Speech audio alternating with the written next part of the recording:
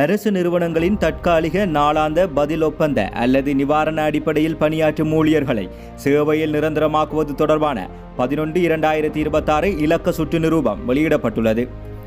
பொது நிர்வாகம், மாகாண சபைகள் மற்றும் உள்ளூராட்சி அமைச்சினால் வெளியிடப்பட்டுள்ள இந்த சுற்று நிரூபம் அனைத்து அமைச்சின் செயலாளர்கள், மாகாண பிரதம செயலாளர்கள், திணைக்கள தலைவர்கள், அரச கூட்டுத்தாபனங்கள் மற்றும் விதிகளுக்கு அமைய அமைக்கப்பட்ட சபைகளின் தலைவர்களுக்கு அனுப்பி வைக்கப்பட்டுள்ளது.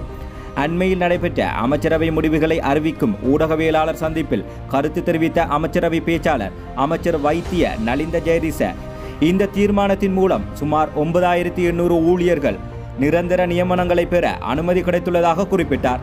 2026 வரவு செலவு திட்ட முன்மொழிவுகளில் அறிவிக்கப்பட்டவாறு தற்போது அரசு நிறுவனங்களில் தற்காலிக பதில் ஒப்பந்த அல்லது நிவாரண அடிப்படையில் பணியாற்றும் ஊழியர்கள் இதன் கீழ் உள்வாங்கப்பட்டுள்ளனர்.